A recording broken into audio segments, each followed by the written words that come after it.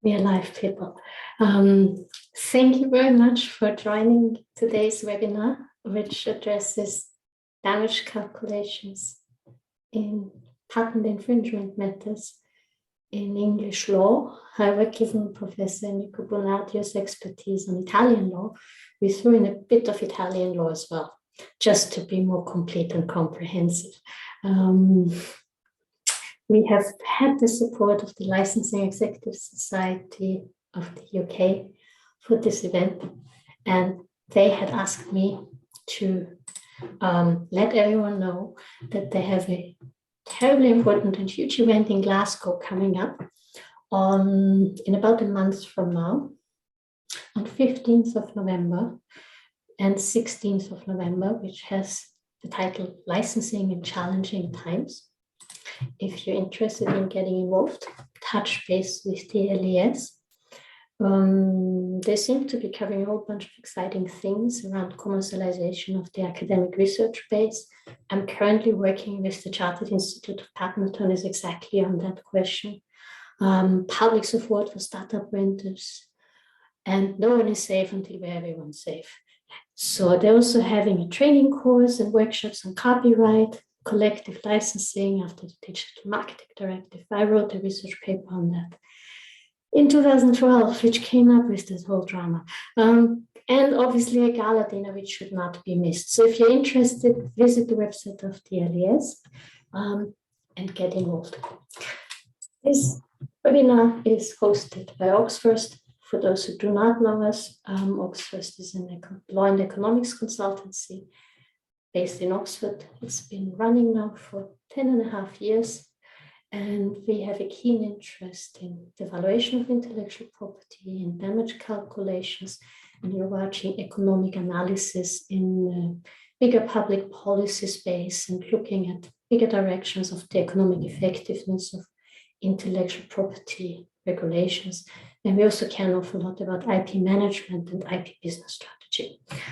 With that all being said, I now pass the floor to Professor Bonardio to introduce today's session and his thoughts.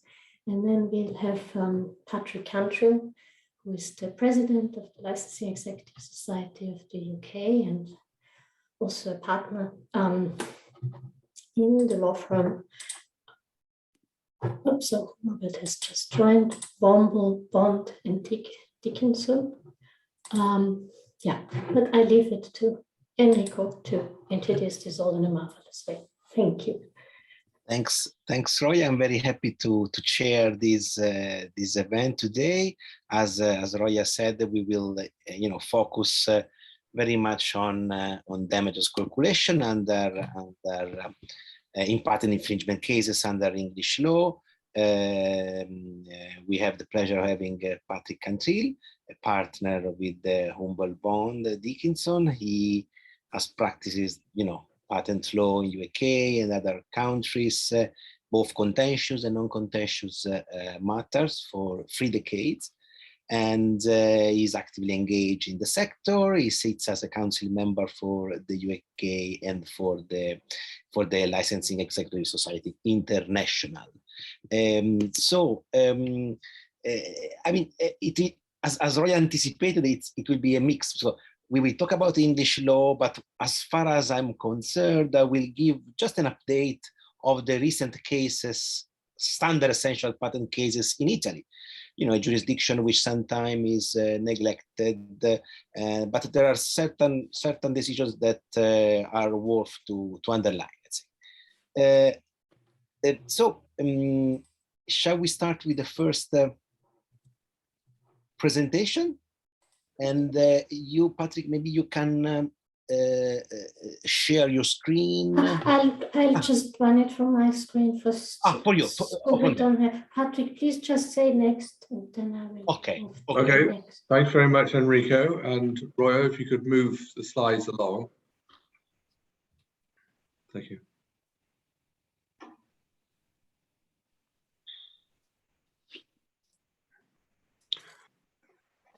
Right. Well, yes, Roy, if you could move to the first slide, that'd be great. Is that happening? title or the quantification of damages core principles? Yeah, I can't see the slide. I don't know if other people can. No, we can't.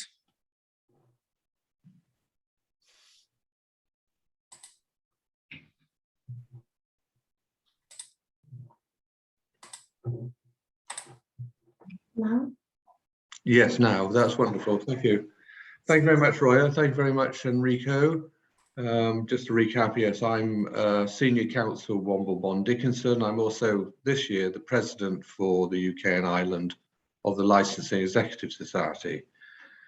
The purpose of my talk today is to talk about patents and to talk about the quantification of damages, not any other financial remedy which may be available, because I'm only going to be talking for 20 minutes, although I'm happy to take questions afterwards. Crucially, when looking at damages from an English law perspective, it's important to remember firstly that the primary remedy in any intellectual property matter is the injunction. The nature of intellectual property rights is exclusivity.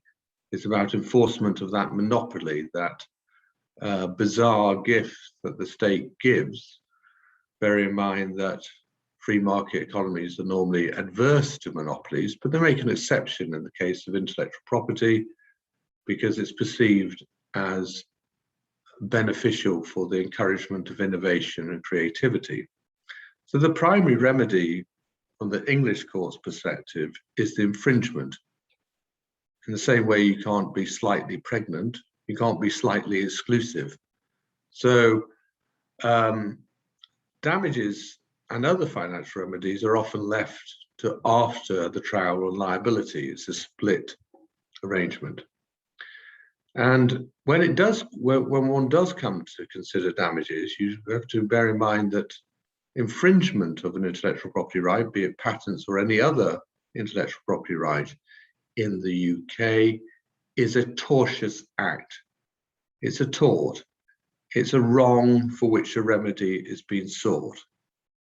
And this is important because, crucially, other than in respect of a special provision under the Copyright Acts, damages for patent cases are awarded on a compensatory, not a punitive basis. So we do not have the type of remedy you can find in the States where the financial reward can be trebled in the case of flagrant breaches of intellectual property. The English courts keep strongly to the principle that it's compensatory, not punitive, because the award is intended to put the claimant back into the position it would have been in had the infringement not occurred. And that obviously causes the courts to look at various hypotheses and speculate on what would have happened rather than what did happen. Accordingly, assessments are very much an art as well as a science. But be that, the courts are also aided when assessments do take place with hearing expert testimony of the likes of OxFirst.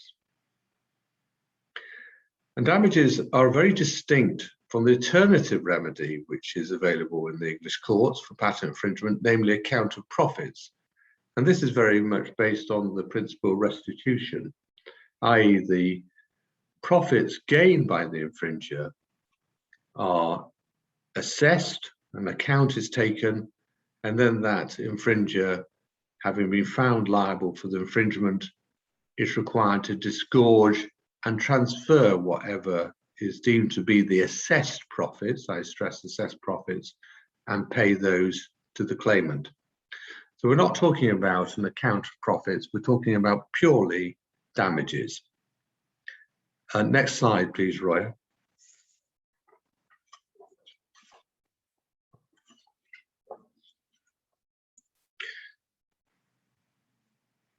So another key principle is that and as I explained, that generally the financial assessment comes by way of a split trial after a decision that the defendant is indeed liable for infringement of the patent.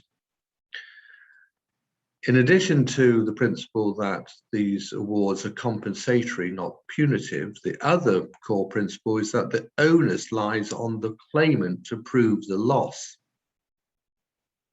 And so even if the claimant has proved infringement and got its primary remedy, namely the injunction, the courts would not assume that loss has flowed from the infringement.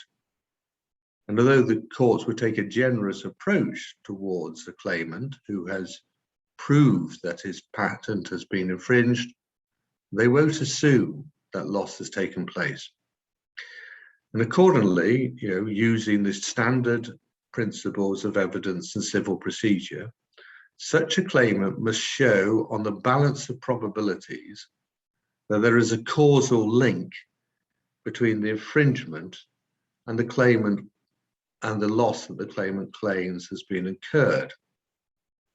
And balance of probabilities means it's a lower standard than beyond reasonable doubt, but it is still important the claimant must convince the court that its version of events, i.e.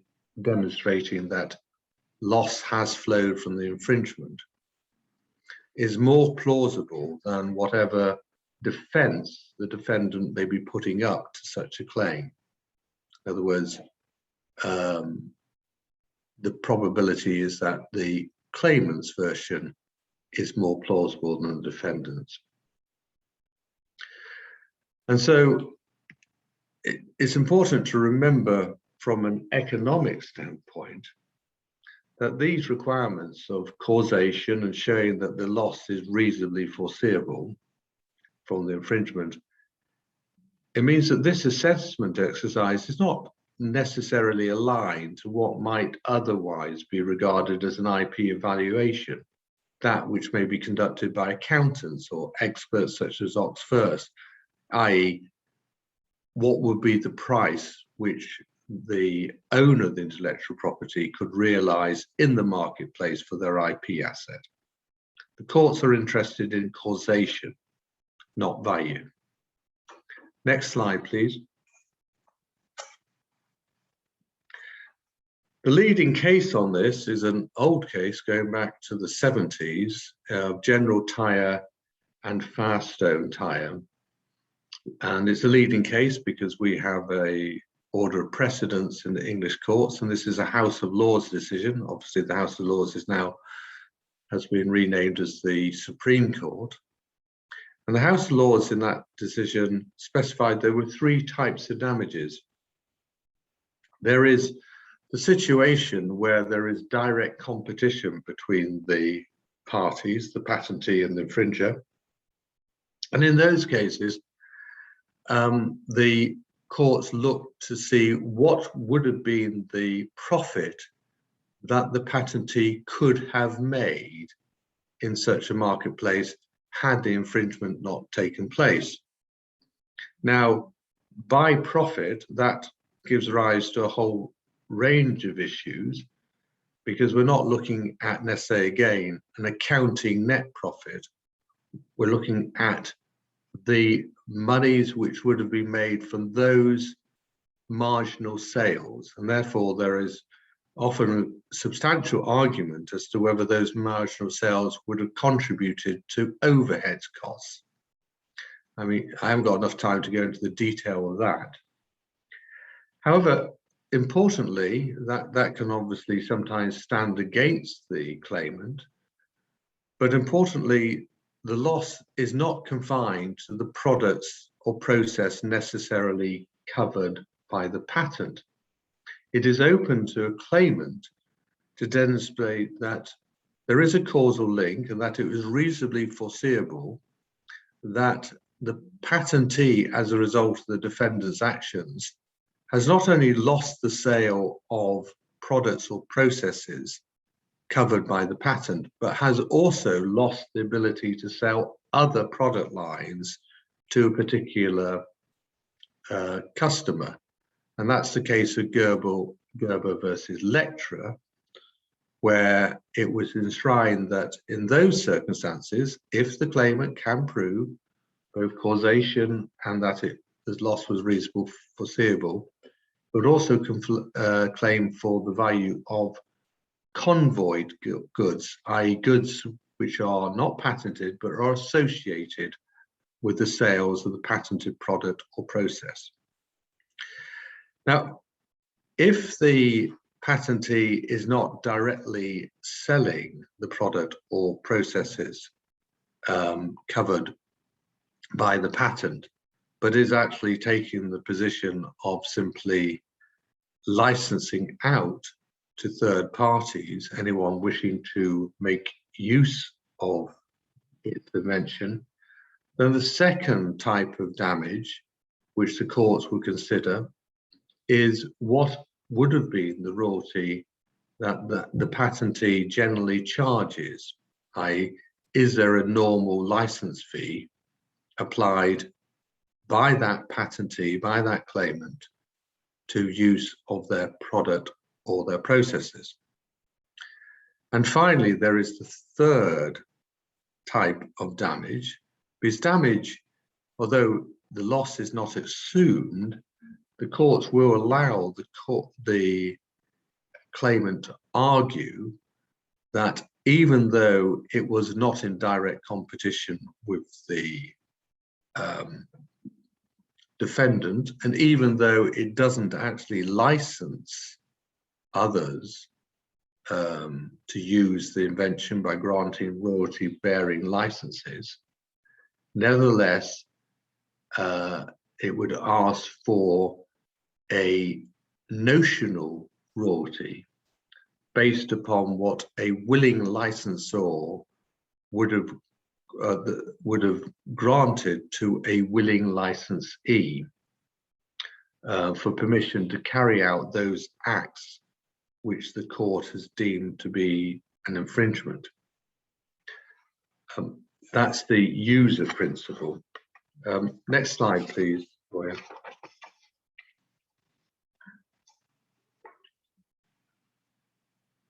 So we go back to the first type of direct loss.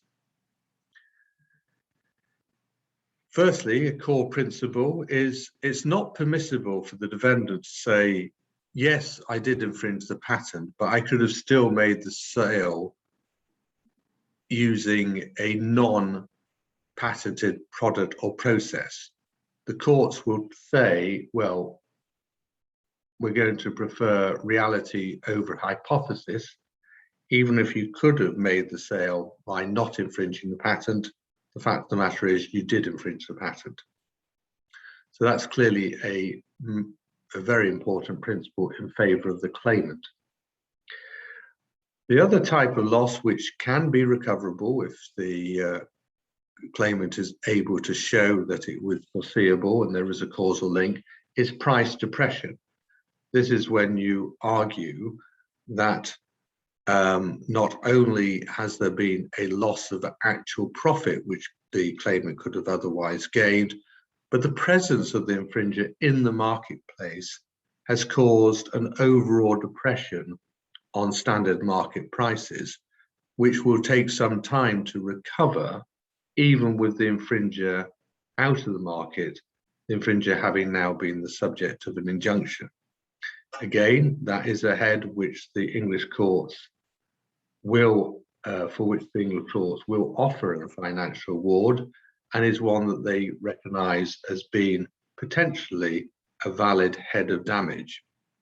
Equally, the courts will consider that if towards the end of a patent life, an infringer entered the market and may have got an advantage in doing so, even though it has been injuncted for a short period. This is very common in biopharmaceutical disputes, that the claimant can seek damages under what's called the springboard effect.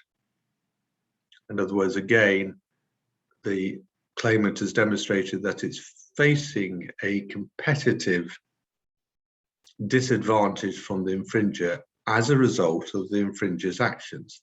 Once again, the springboard effect has to be demonstrated to be something which flowed from the wrong, which flowed from the infringement. In a more speculative way, the courts will occasionally apply a percentage figure when assessing whether or not the presence of the infringer has caused a lost opportunity by the claimant to supply a product. The leading case on that is Fabio Perini SPA versus LPC Group, a case dating back to 2012, where LPC, which was the customer, did not buy the product from Perini, the patentee, but asked another manufacturer specifically to apply the infringing process.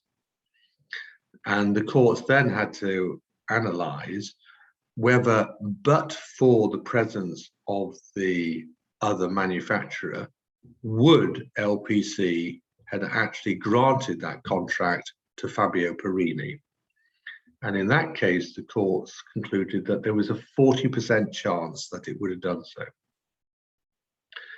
Again, loss by subsidiaries can be recoverable if you can show that there is a direct link with the loss being sustained by the parent company, and the parent company being, presumably in that case, the owner of the patent.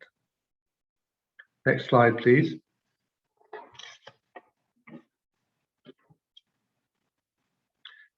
I'm not going to talk about the head number 2, where that is a situation where a patentee does actually grant licenses, and therefore it's fairly easy assessment to say, well, what would have that patentee granted the infringer?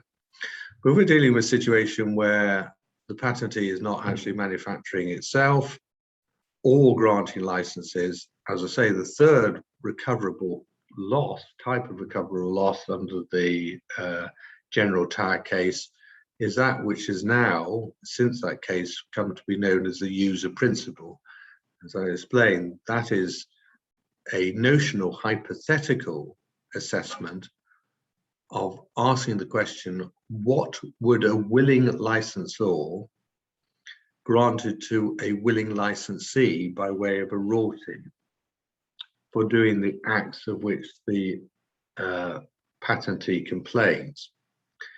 Now, I would say in this regard that the experience before the English courts have been that awards on this basis have been set relatively low, because the courts asked what was the perceived benefit to the licensee, and the perceived benefit is often very narrowly defined.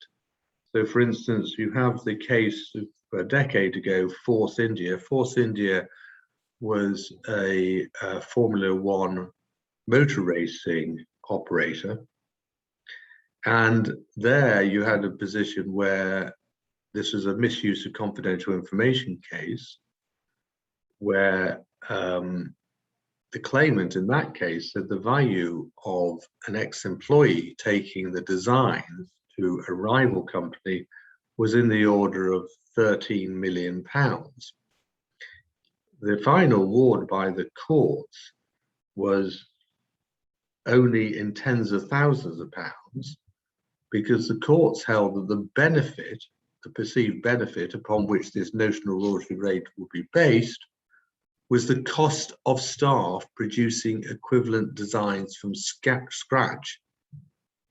They didn't perceive the benefit as being what was the technical contribution, if any, of the product as shown by the diagrams to the rival company's vehicle. And similarly, in a trademark case, where the courts held the royalty would be based on the value of the perceived benefit, and the perceived benefit there was the very narrow basis of the cost of adopting an alternative name. Next slide, please. So those are the common law general principles upon which the courts will assess a tortious act, be it a patent or any other claim, for assessing and quantifying damages, there are some statutory issues which can impinge on those common law principles. It has been suggested that the Intellectual Property Enforcement Directive from 2004 may have some influence over the common law principles for assessing damages by the English courts. But my view, and that of most commentators, that although the Enforcement Directive does refer to such things as moral prejudice, the courts have been quite dismissive of any suggestions that the directive has changed the general law, not least because the regulations which implemented the directive, so they were being implemented without prejudice to established principles. However, there are certain statutory provisions which do have a direct effect on financial awards for damages. In particular, Section 62(1) of the Patents Act, which says no damages awards will be granted if the infringer can prove that at the date of the infringing act, they had no reasonable grounds for supposing that the patent or the published application existed. This is fairly narrow defense because it's for the infringer to prove it, and the infringer would have to prove it on the assumption that they've taken reasonable steps. Well, reasonable steps would naturally include a patent search. Although the defense has occasionally been acknowledged and has been granted. The other thing I would mention with this is that just putting patent pending on a product is deemed not to be sufficient to, by itself, to remove the ability of the infringer to use this as a defense. Another provision on the Patents Act is the court, in its discretion, may refuse damages for any period when there has been a late filing for the renewal of a patent. That's Section 62(2). Roy, if you can move on to the next slide, please.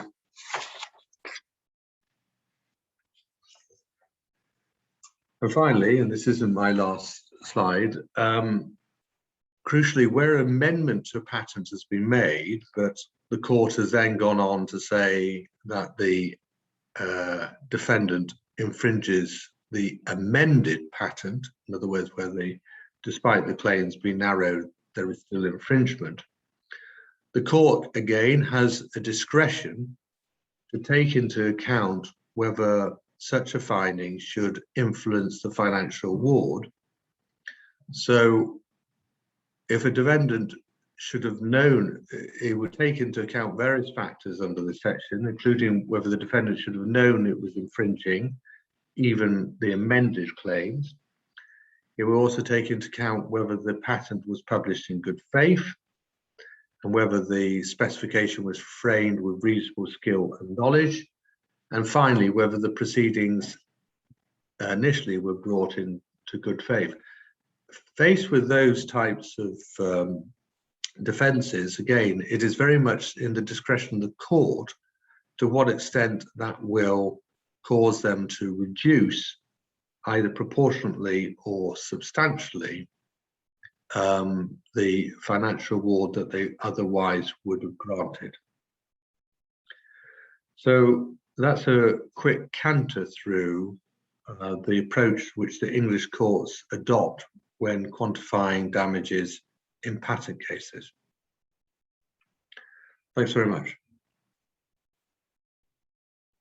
Thanks, Patrick, for this insightful and very detailed analysis of damage quantification in English courts. We really learned a lot from your experience, really. Thanks. various points, but one point in particular caught my attention. You rightly said that in Europe there is no concept of punitive damages, and also the enforcement directive, we know that that it does not envisage punitive damages. So this is what distinguishes European, UK landscapes from the US. But when it comes to a precise criteria of quantification, the reasonable royalty rate, for example, right, which is mentioned also by the enforcement directive, we know how it works. It's the price of the license, let's say. What has happened in several jurisdictions in Europe is that judges, when applying that criterion, right, they may add a top up. So the infringer is considered as if it were a licensee, but with a surplus, let's say, because otherwise it would be a kind of encouragement for infringers to infringe, because at the end of the day, if they get caught in court, eventually they would just need to pay the price of the fair licensee, right? The cost. So it would be kind of a cost, it would encourage infringers to infringe, because even if they get caught, then at the end they know that they would pay just how much, the amount they would have paid if they were behaving fairly, let's say. That's why judges sometimes add. And remember, in a EU case, a Court of Justice, it is the OTK versus SFP case. It was a case about copyright, but the Court of Justice gave a general principle on IPM4, on quantification, by saying that Article 13 of the Enforcement Directive does not prevent a national regulation from stating that when IP has been infringed, the IP owner may claim an amount corresponding to twice the remuneration amount that the third party would have had to pay, not to make an authorized use of the IP in question. So, is this a punitive damage at the end? That's my question. I mean, when the judge orders to pay the double, can this be interpreted or construed as a sort of punitive damage? Yes, you can, but I would say I can only advise on English law. That if a judge in an English patent case was saying, I've heard the evidence and I believe that the defendant not only infringed the patent, but he did so flagrantly and with knowledge, and therefore going to double the damages, that would be immediate ground for appeal. Now, what I think actually happens in practice, and it is rather odd with the position in England, because I mentioned very briefly, we do have a provision under the Copyright Designs and Patents Act, which is linked solely to copyright infringement. It's called Section 972 damages. And I've had experience of cases there where the court, faced with unequal parties, which is normally, say, the example might be a impecunious photographer finding that his image is appearing on 100,000 t-shirts produced by a well-known retailer, where the normal tariff for him granting use of their image would be, say, £300. The courts have used 97.2, which does speak specifically to flagrant disregard for someone's rights.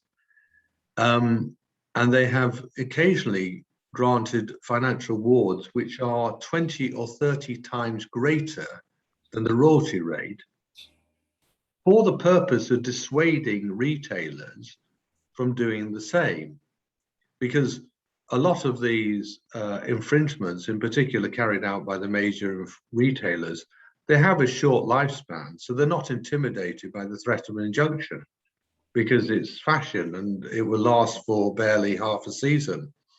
But in order to actually say, to persuade them, well, you cannot play the game like that. If you actually do carry out this with total disregard to the individual's rights, we will grant a award which hopefully would not only dissuade you from further infringements, but would dissuade other people within your sector. So the bizarre thing is, although infringement of copyright is a tort, and although the general principle is that the awards are compensatory, not punitive, we do have this specific section with regard to copyright infringement. And no one has challenged that as being, outside the enforcement directive. And yet in practice, as I say, the rewards have been sometimes considerable, well above what would be the notional royalty rate. Thanks, Patrick. Very, very clear. Very clear. I don't know, Roya, if we want to maybe ask a question from the audience, or we can start with the other presentation. Does anyone have a question? Could you somehow either unmute yourself if you have a question, or raise a hand? They can still write in the chat box. Exactly. They can write on the chat. Or react somehow. I see there's a question from Robert Lai. You see more than me. What? Great. It's a good question, but it goes back to the point I've made before. No one's actually attacked the general policy of the English courts that awards should be compensatory and should not take regard to the nature of the defendant's acts, where if those have been blatant and willful. My view is that with regard to the directive, and of course even after Brexit, the directive is meant to be still part of UK law. It is always open to someone to argue that. I think the reality is the courts deal with the position by taking a very liberal approach. If they face a case where the defendant has just ridden roughshod over the claimant patentee's rights, then come the assessment, they probably take a very generous and liberal approach to the grant of the damages, but they will never depart unless formally told otherwise by statute, and it have to be by statute, from the principle that the damages are compensatory only.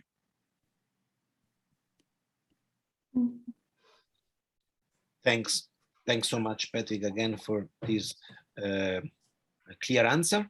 And if there are no further questions, maybe Roya, I can start. I think before we shoot for Italy, can I give my comments from the valuation perspective, and then I think your Italian perspective would be a great contribution.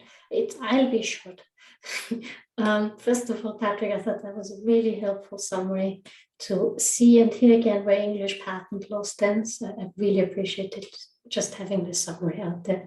I'm always a wide thinker, and my first thought was, will we eventually need a reform of the Patent Act? Just as a thought, will there be a need to bring patent law up to speed where some of the technology developments are heading?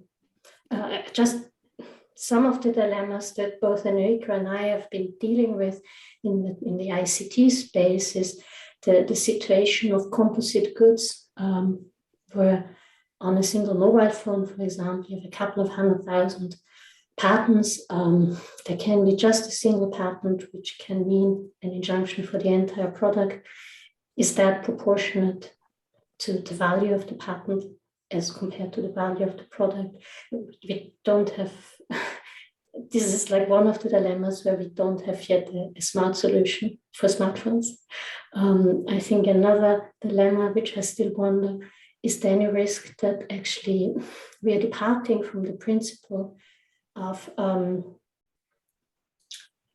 avoiding punitive damages, again in the context of the ICT space, where eventually there will be just so many patents out there that it will be very, very hard for in the interconnected space to actually figure out if you're actually infringing something or not, because there will be just too much going on, especially for young innovative corporations. Don't have the means to run patent checks non-stop, or do we even have enough patent professionals who could help run such checks without any artificial intelligence? How, from a public policy perspective, how many young innovative companies could a United Kingdom independent from the European Union put at risk by such a scenario? And ultimately, I also want, I mean, the Germans have talked an awful lot about the issue about quasi-automatic injunctions under German patent law. The beauty of common law, as I experience it, it's always a bit flexible, and it's the discretion of the judge, and it's just not so rigid. So the English are not Germans. So I think, but could there be any risk along those lines in the ICT space?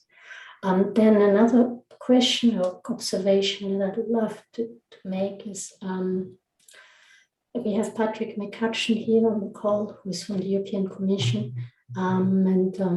Patrick has helped many years ago put together a valuation expert report where we actually discussed and analyzed and ran interviews with judges across the EU. At the time, UK was still included, about how much they actually know about damage calculation and how to actually value IP, or how to even understand the economic worth of the intellectual property. And the results were somehow that there's lack of understanding or awareness among the judiciary of how to really go along in doing that. And then we thought that this group was at the time led by a German judge, a young German judge. And I think we made them this recommendation that there should probably be some training, educational material out there that helps people actually figure out how to do this. I think the United Kingdom clearly is ahead of many continental European countries because it has had the guts to understand, to undertake damage calculations in court, which were in Europe, this is not part of the court story, I think. But still, probably there would be a need to get better understanding of how to really do it, train judges, etc. And then the other point is another dilemma around market discovery in patent licensing rates. We had a lovely talk from Lord Justice Arnold. Luke is losing his connection. Around the issue of how to go along about from a judge's perspective on damage calculation. And he said, obviously the best scenario is if you have any real data. That is the best situation. I'm paraphrasing here. You have the data and you build your scenarios and any information that already comes from licensing arrangements that you had before, etc., and so on. Then it's like, fine, you have real evidence. But what do you do if you don't have that? Then it becomes more complicated, and then you need to construct scenarios or develop what you discussed, the framework of the hypothetical negotiation. Mm-hmm. However, the issue remains, I think, that there is not enough transparency in patent markets that we would have such a wealth of licensing transactions to actually make use of. And I'm worried actually that GDPR provisions actually make life even more difficult. And this stands in contrast to obligations for disclosure of licensing arrangements in the United States and in Canada, where there is an obligation to disclose if these are licensing rates of significant volume. Now, what is significant? God knows. And what about all the non-significant ones? we don't know, but at least it is more than what we have in Europe. And we already said it at the time in the IP valuation report from the Commission years ago that something should be done around that. Unfortunately, not enough has happened yet on this. So these were like my thoughts on what you said. I also thought another point which probably makes sense to talk about is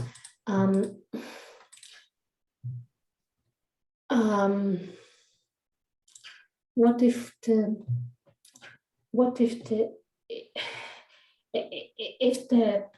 this is clearly an operating company and the company sees a straightforward patent infringement from a competitor, it's kind of likely that this had harmed them directly.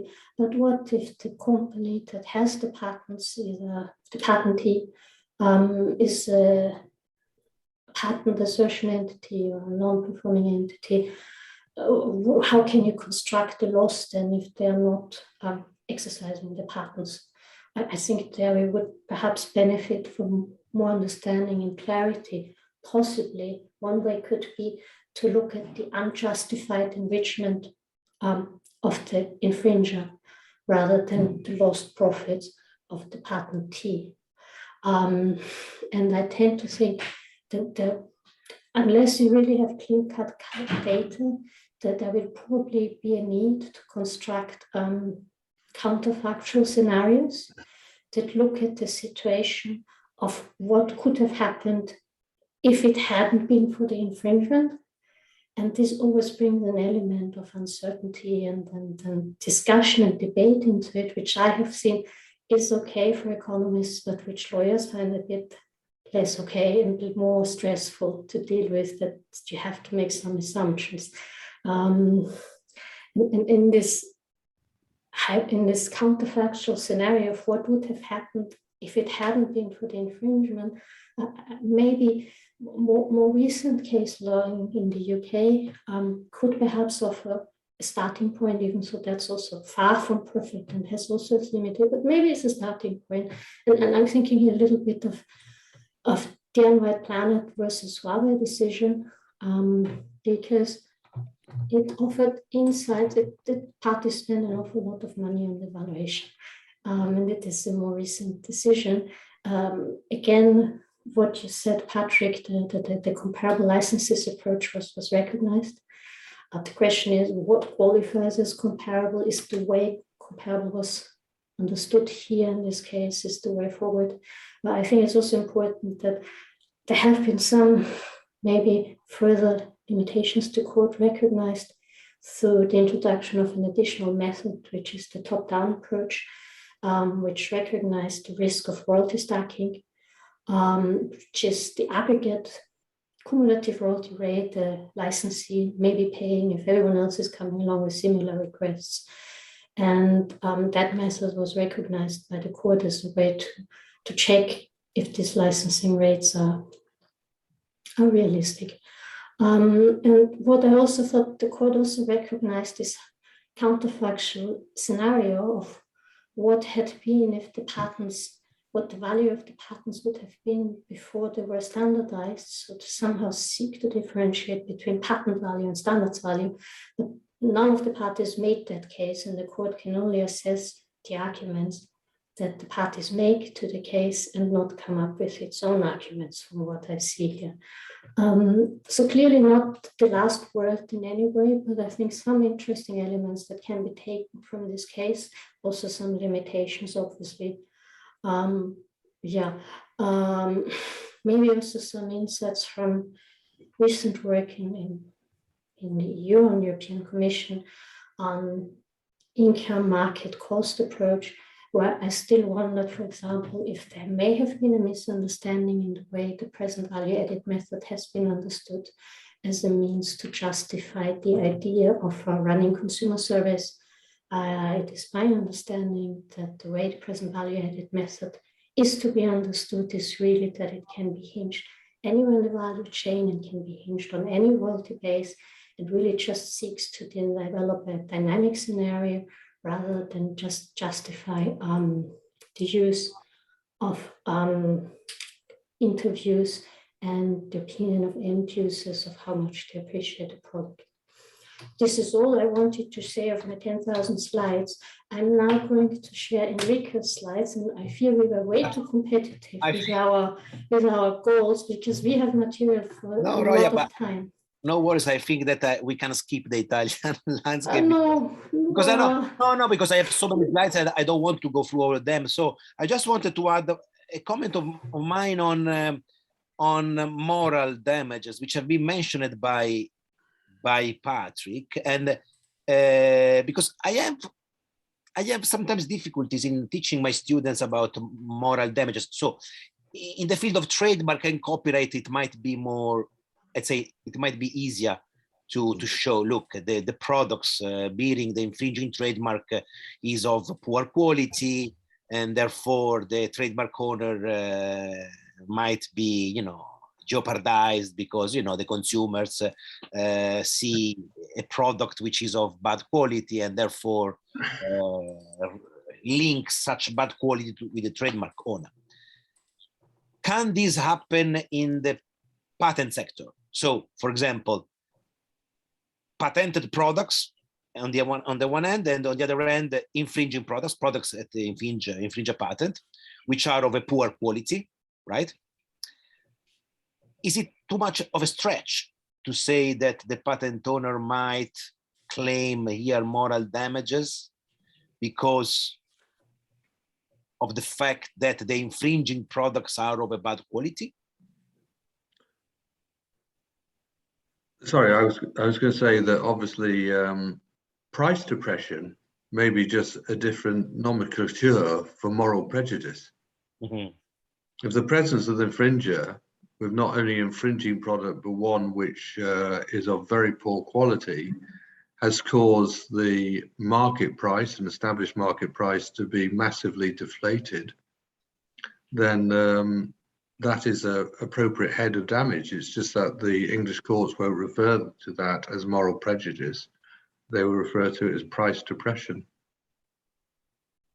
Okay, so in your long experience, you did not come across a ruling which has, awarded damages, moral damages. No, it's an elephant, but they don't refer to it as an elephant. They call it something else. It has to have some economic consequence. Yeah, absolutely. This is of course. I mean, even in the field of copyright, moral rights, a violation of moral rights also may lead to an economic recompense, right? So, no, but it's interesting. So it is never named with that name, but it may be part of the award. Yes, that's what you said. Okay, very interesting. Okay. Thanks again, Patrick, for this answer. And I will now see if the audience, if our participants have further questions or comments on this very, very detailed, clear presentation and debate. Also in the chat, I'm gonna check. No.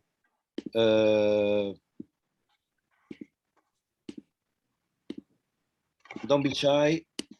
Just we have 5 more minutes, and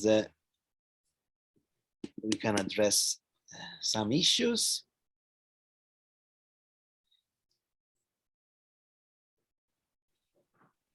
Well, I have a comment. I mean, you mentioned the Brexit, Patrick.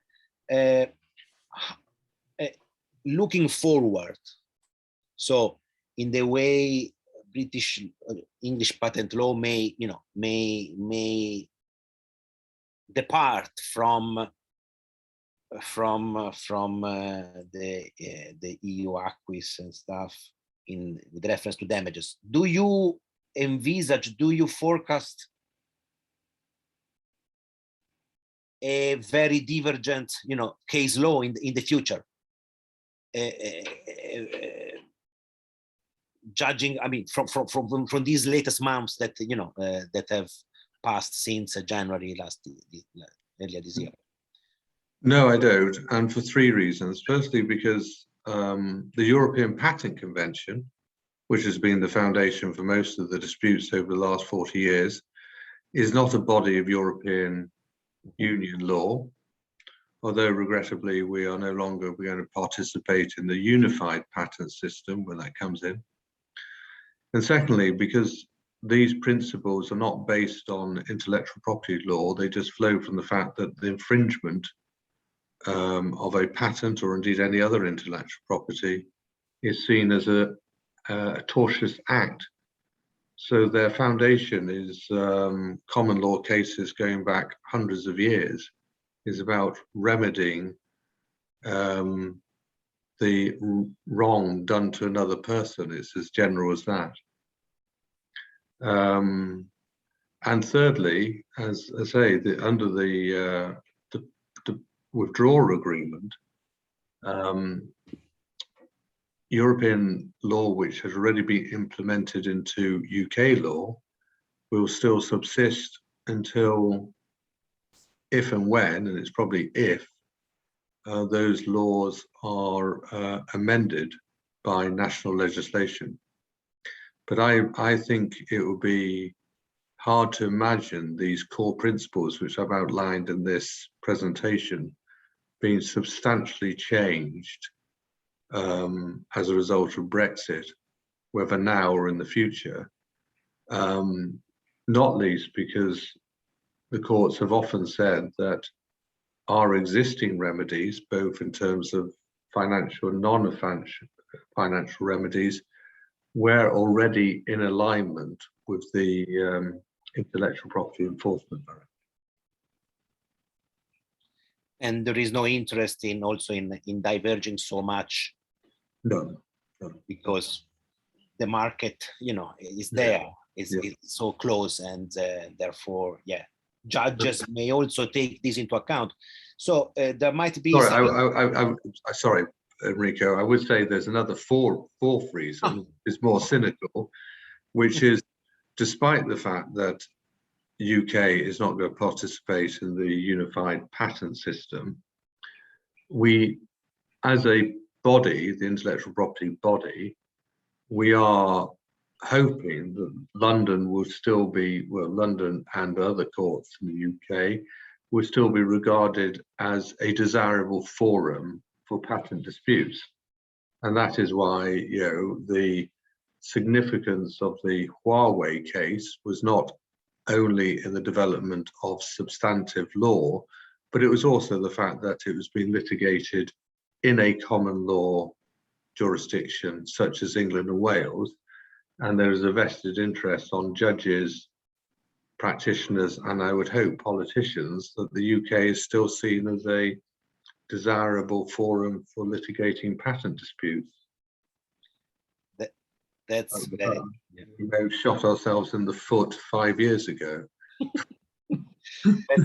That's very true, Pat. I mean, Roy and I have been working on a special issues on this very matter, and judged from outside the UK, this approach developed by the Supreme Court in OIA has been labeled as UK judicial neo-imperialism. But we will see. We'll see if and what will happen with the next cases. I think, Roya, we have reached 4 p.m. now. So I think we have already our next webinar, Enrico, which is going to be Front and Seps litigation in Italian law, where we will show all your 30 slides, which you prepared last night, to be discussed and presented probably in a couple of weeks from now. Because I'm not going to lose all the slides that I got last night, which looks extremely interesting, which I prepared. Just once again, for those who have come late, the LES is running its event next month in Scotland.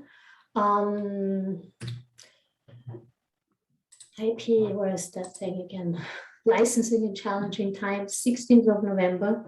If you're interested, get involved. You find it on the LES website. We'd like to thank the LES for helping us get this off the ground today.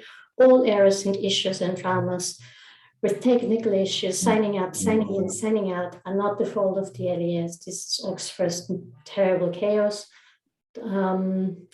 Yeah, Patrick and Enrico, I'd really like to thank you for helping put this together. I've really learned a lot from these questions. I benefited an awful lot from all of this. Again, all of this was just to stimulate thinking. There's no right, no wrong. These are just thoughts being thrown out. Maybe each of us will change our opinion on these matters also eventually, because we have new information or changed our opinion or see things differently also. It was really just to get the thinking going, because we have a bit the impression that whole issue about damage calculation is a bit neglected in comparison to other substantive patent law questions. With all of that being said, I really would like to thank both of you for putting this together. And yeah, let's run some events soon. And Enrico, I'll pin you down for showing your many slides in a couple of weeks. Okay. Thank you all very, very much for joining today. Thank you. Thanks. Bye-bye. Goodbye. Have a nice evening and day still. Bye-bye. Bye-bye.